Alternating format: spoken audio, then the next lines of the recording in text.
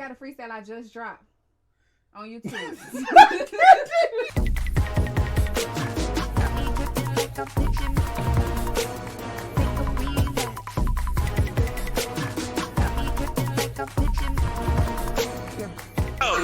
Let's get this party going.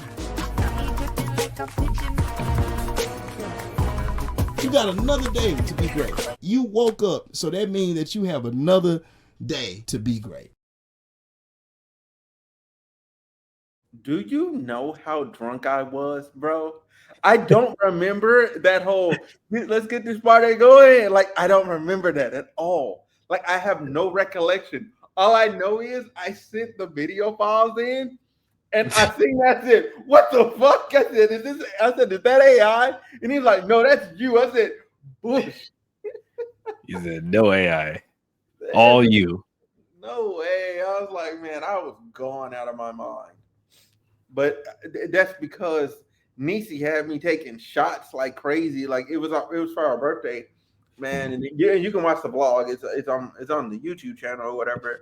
But like we were on like I want to say I was like 4 or 5 shots deep, and I was drinking like just regularly, and I had 4 or 5 shots on top of that. Like I was burnt the fuck out, and it was hot outside. So Dang. you know it just amplifies it. Like being drunk and hot. Yeah. Not good. You want to be drunk and comfortable. Yeah, man.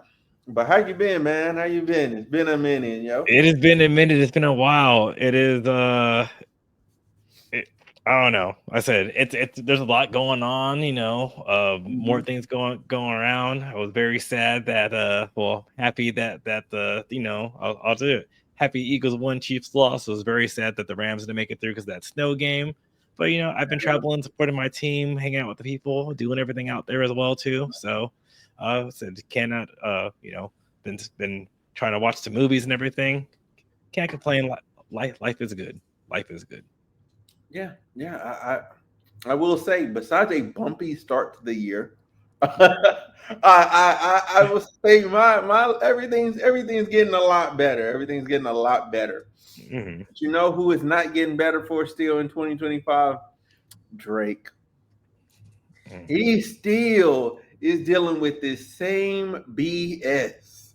Like I'm like, bro, how many times? Like this is the first time I've seen a celebrity get called a pedo, and not a single person came forward and was like, he touched me. You can get a lot of money out of Drake. A lot. And I ain't seen one. Not one. He touched me. Not one. Not a single. So where did he touch you? Point on the dog. Like nothing. Nothing. Oh. Yeah, it is interesting because it's like I haven't seen. It's funny because I think just Kendrick is just so hyper focused on Drake, and I it's almost bad because I feel like that's Kendrick's brand now. His brand identity. When he goes up, it doesn't even say it puts Kendrick Lamar. It doesn't put rapper underneath. It doesn't put poet. It doesn't put Nobel. What is that? What's that poetry prize winner? It don't put none of that. It puts Drake hater. Pretty much, he's just working on being hater of the year. So he really is just upset at Drake. And what did he do? I thought it would be over by like I didn't see this coming. I'll have to say this. I thought that it would have been dead and gone already. I thought, hey, they did whatever. They had their beef. They both, you know, do whatever, and it'll be done. But Kendrick, man, he's going for hater of the year. And like 2025 just started. You know, like I thought it would have been over and done with. That was 2024, and he's like, nope, let me go. Like I said, it is his brand now. It is his brand to hate on Drake, and I don't know. Yeah, because since we're here talking about the Super Bowl, okay, you tell me if I'm wrong, okay? Because you know a lot of people too. Mm-hmm. I asked regular people, right? Just regular everyday American people, what did you get from his Super Bowl performance? And they're like, well, he doesn't like Drake. And outside of that, they was like, I didn't get the rest of it. Seeing Samuel Jackson was cool. And was that Serena Williams? But outside of that, they didn't really get none of the messages. And so my critique has been like, I don't think that should have even been the angle you took at the Super Bowl. Like, it should have just been a big, grandiose, here I am as an artist, Kendrick Lamar. I have bangers, I have hits, I have wonderful songs. You can still do the message, just drop the Drake part out, and everybody just gets the message. And some of it too, I feel that people think that they know he doesn't like Drake because other people are saying he doesn't like Drake too. But the consensus I got for people who aren't diehard Kendrick fans or hip hop fans that they're like, they didn't like it because it was so far like, I want to go ahead and put this person down, that it wasn't a good show. So I mean, wait, what do you mean? What do you mean by I put this person down? Like, well, no, that he was like, I'm like he just like it was so focused on like, hey, like I'm making sure Drake takes these strays. Okay. I was making sure. Yeah. So like, yeah, I want to make sure that everyone knows that Drake ain't shit. Yeah. And yeah, so and I think that kind of took away from the performance, you would say, because that's what was focused on. So instead of putting out his hits in a palatable way to increase his reach, to show people that, hey, this is what Kendrick is about. Let me give you some stuff on there. So maybe there's stuff that you've heard before and you didn't realize it was Kendrick. So now you're gonna go look at his whole discography. It was more like, hey, I don't like Drake. They and the thing is too, like, they not like us, like that should be that should have been a launching platform for Kendrick, so people could go deeper into his discography. And I think, and then the Super Bowl show was another one to be like, hey, like, this is more of what he does. And unfortunately, I think that was missed. Yeah, I just agree with you. Like he dropped. I feel like he dropped the ball on what could have been like a superbly legendary moment, because now it's attached to Drake. Now your name is completely synonymous with Drake. Like you're saying like, oh, it's just Big Me. Like, no, it is you and Drake. You drugged him to the top, back to the top with you. You tried to bury him, and then you dug him up so you could rebury him, but now he's just stuck to your back. Yeah, I think a lot of this stuff with Kendrick is that he's just upset about Drake's reach. And unfortunately, Drake's style of music is more palatable to a broader audience. Facts. And because of that, I think like it makes him upset.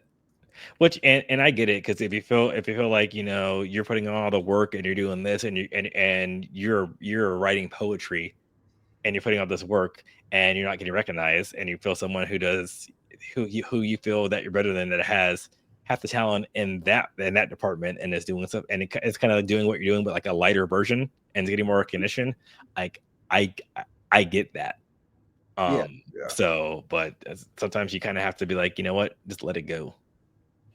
Yeah, and that's he watch Frozen, let it go.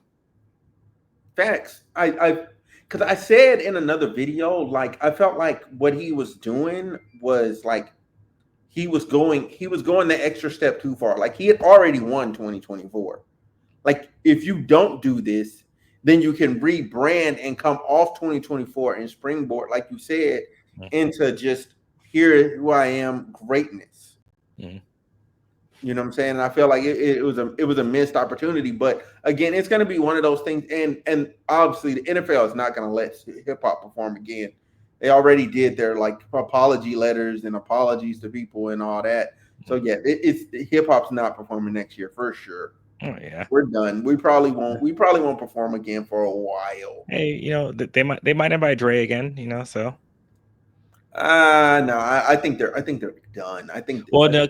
I will say this, because Super Bowl is coming to LA in a couple of years, so I think that they might do that, and that's the thing too, because remember, Dre and his Super Bowl show was held like in high esteem, and people they were putting it up there with Prince, with Prince's Super Bowl show and everything too. I So mean, what's and good? but I think the thing is that Dre knows how to curate a show and Yeah. curate songs to go, because even when that whole thing happened too, like my biggest question mark in Dre's hip hop show was Kendrick, because I'm like, how was he fit? Because with the sound that Dre likes to curate for concerts and everything, I didn't see Kendrick in it, but he made it work and it was good. So I Yeah. still, that's the thing. Dr. Dre, he trust him. He's a doctor. He might be Yeah, back. yeah, definitely, man. But yeah, that rolls all the way back into like the Oscars where Conan O'Brien, right? That's his Yeah. name. Yeah, he freaking made that joke, and I felt like the joke, like calling Drake, it's yeah, there's the joke. It's halftime, time for Kendrick Lamar to come out and call Drake a pedo. I feel like it's a twofold joke, but I also would say it's a threefold joke, because one, you're saying, okay, you're calling Drake a pedo.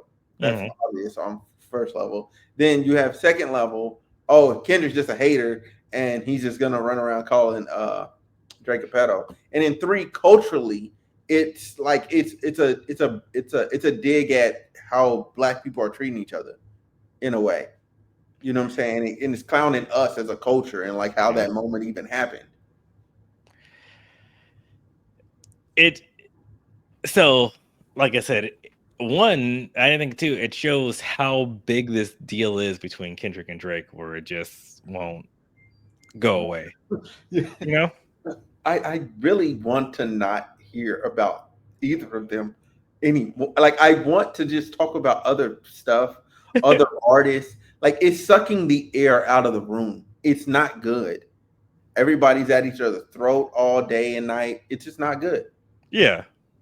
And so, but I think that just shows that I think it adds to it as well too, because I think all the points you made were definitely valid, but I think it also adds to it, just showing that, just like you said, it's like in there at the room, distracting from other things too, and and I mean, the thing is too, I think he could have said like the whole pedo thing too. I think he could have just said something else besides that. Like, it's time for Kendrick to come out and say this, but it's like we're almost making it acceptable to call someone like that. And it's, and there's other words that we're trying to go back, and it's like, no, we're using serious offenses, and it's like we're kind of almost turning it into everyday language to joke around about it. And I think that's not cool. I agree. I absolutely agree with you, because I'm like, eventually, you know what I'm saying? Like, because you already know they were trying to normalize it before, because they went to that psychological journal and tried to get them to not call it a mental illness or whatever. And I'm just like, I'm like, how did y'all even attempt to get that published? Like, that's crazy. Like, people aren't seeing like the bigger picture when it comes to that. Like, that type of language about anybody is not good unless they really are. Like, you know what I'm saying? Like, if you're really like who was that? Famous person end up being a pedo. Who was that? Well, I think either way, you just you just take away the seriousness of it to throw it out that way. True.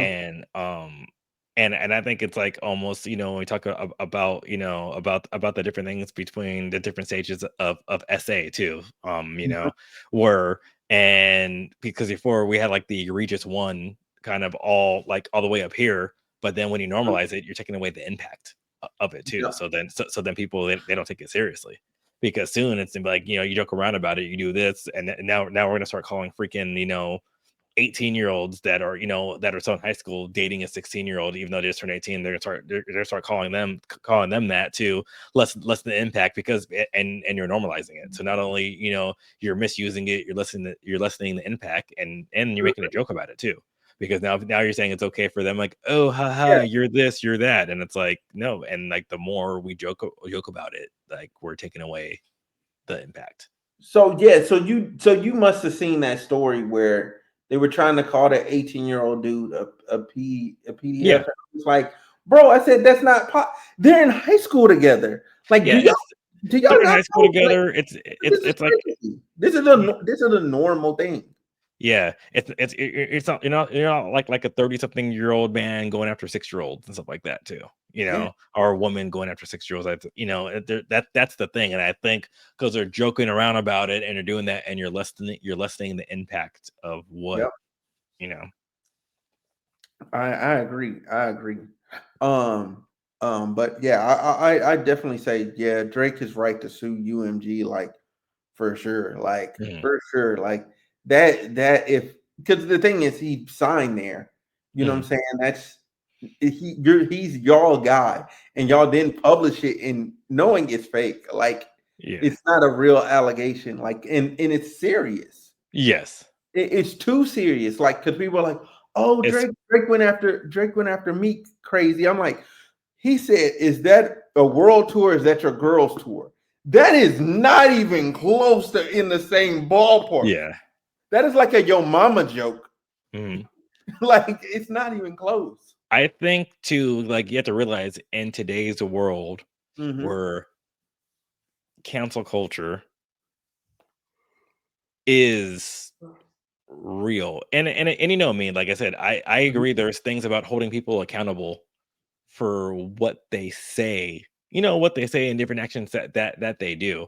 But then I'm also on the when I look at things, when I see these people in contracts where they just get fired for someone saying something that is unfounded first. Like, and that's the thing. It's like, I think sometimes they go cancel culture before someone gets due process. And that's I'm with you. If Drake is innocent, and he feels like he's innocent, and he needs to protect himself, because he can recover from everything, and everything can be like, hey, this is not, and it's not even Drake, this is anyone. But if the court of public opinion could kill you, and it could kill your earnings. Right. So Drake is in his right to go ahead and try to protect himself as he sees fit, because like I said, it could be a career ender, especially in 2025, 2024, 2023, where cancel culture is swift. I can't say rapid. It is swift. Yeah. It's like the mob comes out of nowhere. It's like, you look outside, there's one guy with a sign, and then all of a sudden there's an army of people with pitchforks and guns. It's like, wait, what happened? But you know who they got the pitchforks and guns out for? The Star Wars fans for Kathleen Kennedy. And she's finally stepping down from being head of Lucasfilms. If you don't know, at home and abroad or whatever, she what is she? Oh yeah, she was the head of Lucasfilms during this disastrous run. I think that's fair to say, of Star Wars films. Besides Rogue One, which is up there on like peak Star Wars films. Like, that movie is solid. I think the only way they'll get close to that is if they make a Star Killer like film. Yeah. If you make a Star Killer, I think that might do numbers, because it like go dark. Just go dark and like heavy. So I am on the side of, I don't think these Star Wars runs were as disastrous as people make them out to be, but I do understand. And I think too, it wasn't all doom and gloom too, because The Force Awakens did numbers. I think was it the Rise of Skywalker second one? Wasn't as bad as people made it to be, but people, they were upset. And then the last, Last Jedi, that was just, but I think that's because they got to levels of, they got to levels of power that just didn't make sense though. Well, like, they were grabbing, I've seen them. I said, what is going on with the Force? Well, I think that's the problem, is that, and we see it with everything too. and like we're even seeing it in Marvel, where once you have this crescendo and you're starting over, even though you're starting over, you need to show better feats to keep people interested, because the problem is people have already seen this, so you can't go, even though someone, like, we know Darth Vader is Darth Vader, right? Yeah. But the new villain has to show feats better than Darth Vader, even though he's not as powerful as Darth Vader. It's one of those weird things, because people they can't see a reset. But I mean, even with Andor like that too, I don't think the Star Wars run has been disastrous, especially with the Mandalorian and everything else going on there too. I think it is overblown as well too. But I think it's she ran her course. I would say she did run her course, and it was, and it was time, because and I'll put it this way: the prequel trilogy, when the prequel trilogy first came out, people were saying that it was bad. Yes, and I'm like, this is peak. This is good. And now, like, people, and especially, and Hayden Christensen too, and now people freaking love him. Like, no, Hayden needs to come back. This needs to come back. Oh yeah, and Ahsoka is another one that's good. So I don't think this run was as bad as people make it out to be. I do think the backlash of the second movie was overblown, because the first of the sequel trilogy, because the first one was A New Hope. So then for the other one, they're like, oh, it's gonna be Empire. And when it wasn't Empire, I think that's when people got upset, because it wasn't Empire. And then they way overcorrected in that one, and that's when I'm with them. That one, I'm like, that bag of trash. Because even with how the second one ended, kind of pissed me off a bit. Like, as cool as it was, I was like, yo, they didn't have to do this like this. You know what I'm saying? It just felt like, how do I get rid of this character without me getting rid of this character? I feel like, and then on, I guess the run being disastrous, I not necessarily the movies, because me personally, I liked some of the films, like I really did, like, but I again, and I didn't watch most of the TV series. I mean that from as far as like a brand perspective, as far as like general sentiment. Because before it started, the general sentiment, everybody liked Star Wars. The fandom was fine. Everybody was good. They had their lore books. Everybody was chilling, and they just did their Comic-Cons. That's it. Yeah. The moment they came back into it, you know what I'm saying? I felt like they should have picked like some different stories and went that route instead of doing a sequel till they were fully ready. Because I felt like they didn't have a full plan when they went into it. Well, I think they had a plan. I think between The Last Jedi and Rise of Skywalker, they totally about faced because of the public backlash, and I think you could kind of tell, because then and the Rise of Skywalker, Palpatine coming back like out of nowhere, and this other, I want to say, because I said the Rise of Skywalker was the only one where I did not like. Even The Last Jedi, I enjoyed it. And because last night, what's the second one? I think and that's the thing too. The Force Awakens, I enjoyed it. And there's things, as a Star Wars fan, I could go ahead and do it, but it's also kind of word of mouth too, because you have these Star Wars fans, and sometimes I think they like to gatekeep. They definitely like to gatekeep. So if I'm a mega fan, and even though that you enjoy it because they're swinging around lightsabers, whatever like that too, and that's what you enjoy, they get mad about that, because then you're not a true Star Wars fan, and they're telling you everything that's wrong with the story, even though it's a different story, and then by word of mouth, you don't like it. And I mean, that could pull into where I really think Captain America Brave New World, where once people decide that they don't like it, and they're going into it that they don't like it, no matter what happens, they're not going to like it, and they're going to just make you not like it as well too. And it's almost like little kid stuff. Bro, I went and saw Captain America Brave New World the night it came out. Bro, that had the feel of the first Captain America movie. I was like, y'all pretty much nailed this. pretty much the feeling of it. Yeah. Like I said, I'm like, who's gonna? And when I got home, I'm like, who's gonna say that's a bad movie? Like, it's not a bad film at all. If at worst, you could say it's like a 7. Yeah. No, Worst. I totally agree with that. But this is the thing too. I'm Mhm. on Reddit. I'm on X. I'm on everything. And I said I was out there for premiere and everything. I saw a bunch of stuff. My hat from the premiere is off over there. I've been to other places, so I did this at Regal. So I've seen it a bunch of different times. Oh, okay. And the thing is too, it is an enjoyable film. Is it the best film in the world? No, it is not. Is it my favorite Captain America movie? Or sorry, it's my favorite Marvel movie. No, it is not. Is my favorite Captain America movie? No, it is not. Did I thoroughly, and I say, did I thoroughly enjoy it? Did I partly enjoy it? Did I enjoy it? Did I enjoy it through? Yes, I did. But there are people over there that they said that they were at the premiere, and the premiere was over at the Chinese Theater in LA, right?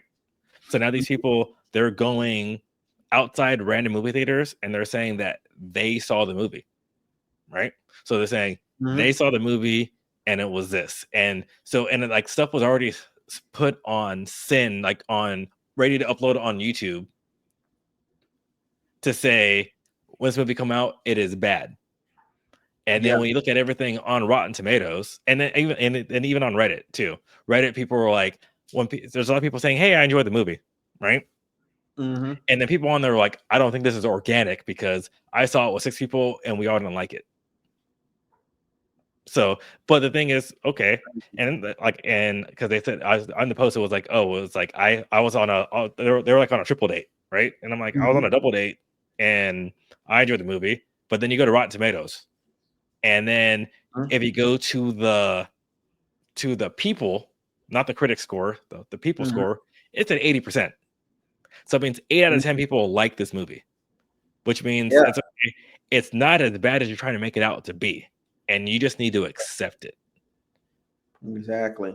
And even more so than Captain Marvel, because even the first Captain Marvel, I think is overhated. And I know that's a movie that broke Rotten Tomatoes. Yeah, I actually didn't mind. Yeah, the first Captain Marvel. I said, okay, cool. This is her origin story. You know what I didn't like? The Marvels. Yeah. That second one, I was like, what is this movie trying to be? But this is my thing. At least the first Captain Marvel, the people score had a 46%. The Marvels had like for people score at a 67, right? So this is 80. It had a 67. Yeah. So, but this is my thing. So if you're saying Brave New World has an 80% people, it's not as people enjoy the movie, and you just need to be okay with people enjoying the movie, right? Because that's 80% of the people saw this movie and enjoyed it. No one's saying it's the best. No one's saying that's it, but they're saying, hey, I could go in, watch this movie, and enjoy it. And I think, like, sometimes it's okay, and you have to, you have to let it go. And I think even like with like the other Star Wars movies and everything too, I think these fans, they get upset when someone likes something that they don't like because they're a diehard, and they're like, oh, and the problem is, no matter where you are in the fandom, if you are the top of the line diehard enthusiast, they're not making things for you. They are making stuff to make money, which is to grab new people and make it enjoyable so people can come in and pick up in there. Like, it's not made, like, I'm sorry, like for any diehard, like it's not fanatics. It's not made for you. There's stuff they'll throw in there, parts of it for you, but overall the movie is not made for you guys. Because if they make a movie just for the fanatics, the movies don't make money. Right. That's facts. That's hard facts. But that's why, I feel like, you know what I'm saying, like a lot of studios, they're now doing like super safe. They want to do super safe movies, super safe options, because they've been losing money hand over fist for the last like 2 years straight. Like, which is insane. Like, I'm like, how do you lose that much market share in 12 months? Like, it just seems, I don't know. It just seems like they could have done a lot better. This is how I feel. Man, dude, I'm gonna be honest. It is so hard for me to think right now. I, I am so freaking tired. But at the same time, um, I feel like for the future of the Marvel movies, like I feel like I'm gonna withhold judgment on Marvel movies till we get um like the Fantastic Four. Because I feel like once we get there, I feel like that's gonna be like a defining moment for what where we're going. We get the new Blade. That's going to be a defining moment. Black Panther 3, where we get a new King T'Challa. That's going to be a defining moment. And I feel like I feel like they just need to capitalize on on the people that are popular, like and bring us the full story of these other characters so then we can actually invest in them. Iron Man got you invested off first movie because Robert Downey Jr. is just charismatic. He nailed his role phenomenally. But Captain America, on the other hand, it, it was done well, but it wasn't that crazy. You know what I'm saying? It's the same with the first Thor.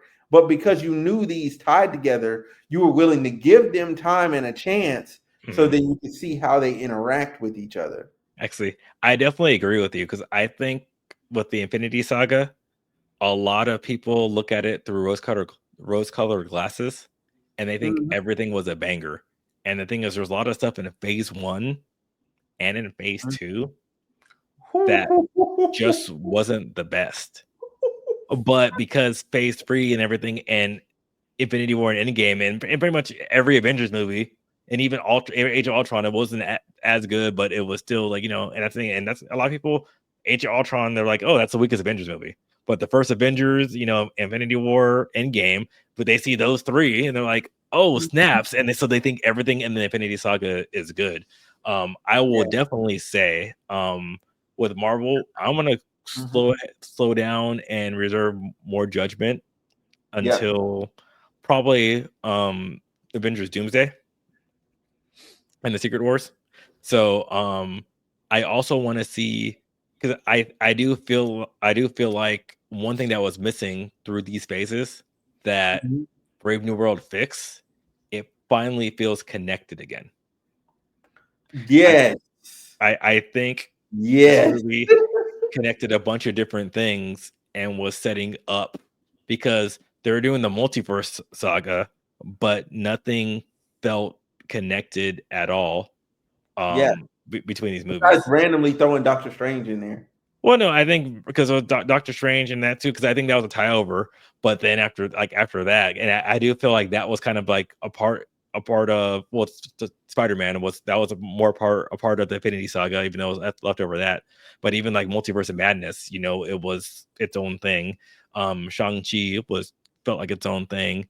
Eternals felt like it was its own thing. They mentioned it about Thanos, but it felt like everything felt like it was its own thing. I think Brave New World is finally kind of bringing things closer together, or they're tying things together. So these next movies, like the Thunderbolts, I'm gonna see. I think another thing that what Kevin Feige said he was doing is that he's slowing down the schedule, because I do think that the schedule got too much to keep up with stuff, along with TV shows, along with everything. And I know they're kind of building up Disney Plus, and they're banking on Marvel to and it was working for that part, not on quality, but just to get eyes on the product. I think Disney Plus, Marvel and Disney Plus, and having to do homework, because I know a lot of people's biggest complaint about Brave New World is that they feel like they had, and some people, they didn't know about the Falcon and Winter Soldier. Yeah. So they feel like they missed on some stuff with Sam Wilson, that they would have got it, that I watched that. And I think because the Falcon and Winter Soldier wasn't a movie, they missed out on that. And I think with me, if I could do it all over again, but I know different times, I would have had the Falcon and Winter Soldier. That would have been a movie, a theatrical cut, and that would have been the first new Captain America movie. And then the Brave New World would have been the second Captain America movie. So then Yeah. they would have felt like that they would have tied in more together too. So Yeah, I can see that. I can see that. I think with their new slow schedule though, I feel like there's a way to kind of like sprinkle these TV shows in now. oh yeah, if you slow the schedule, definitely. Yeah, because I feel like you had 3 movies, right? And then you had like 4 shows to watch. And I was like, yo, this is a lot. That is a lot to ask. Oh yeah, in 6 months. So yeah, 3 movies and 4 shows in 6 months. 6 months, yeah, that's impossible. That's not possible. Like people don't even consume that much Netflix most of the time. Yeah, and that's like, all different products. Mm-hmm. You're talking about this interconnected web. Mm-hmm. And then I think on top of that, you had Sony dropping stuff, you know what I'm saying, their own things. And it was too much. It was literally comic overload. Yeah. They went too hard. And I think what they should have done, because the problem is they did it. You remember that Marvel scroll that they did? So and that's the thing, because it even though it's at Marvel Studios or just Marvel, like, before every Marvel movie, like the comic book pages, they were turning and stuff like that too. Oh yeah, I think so. No matter what, to a person who's not really, I guess, hip to everything, they see that scroll. So even though, and they don't realize that, oh, it says Marvel Studios, right? So everything they see, they're like, oh, it's the Marvel Cinematic Universe, even though some of it's not. So then when you see that, you feel like you said, like, you have to watch Madam Web, you have to watch Venom, you have to watch Craven, you have to watch Morbius, and then you have the MCU movies, and then you have to watch it because they're like, oh, this is what we have to do. And so like you said, like when Sony starts throwing stuff in the mix and everything, and then you're like, oh, I have to watch this too. And remember, then at the time too, before Deadpool came over, you had to watch Deadpool and X-Men and Dark Phoenix, first. So you're like, oh, and so you feel like you have to watch all of it, and when all of it's not connected, so it's like extra credit. Yeah, true. I feel like what am I trying to say? Think. I think so you have the shows, like, because what's left now, they canceled Armor Wars, like, which I was actually interested in seeing them doing Armor Wars. I said, and then they kept what's her name's show? Lionheart? Yeah, Ironheart. They kept Ironheart, and I was like, you could just like not do her show right now and just do Armor Wars in its place.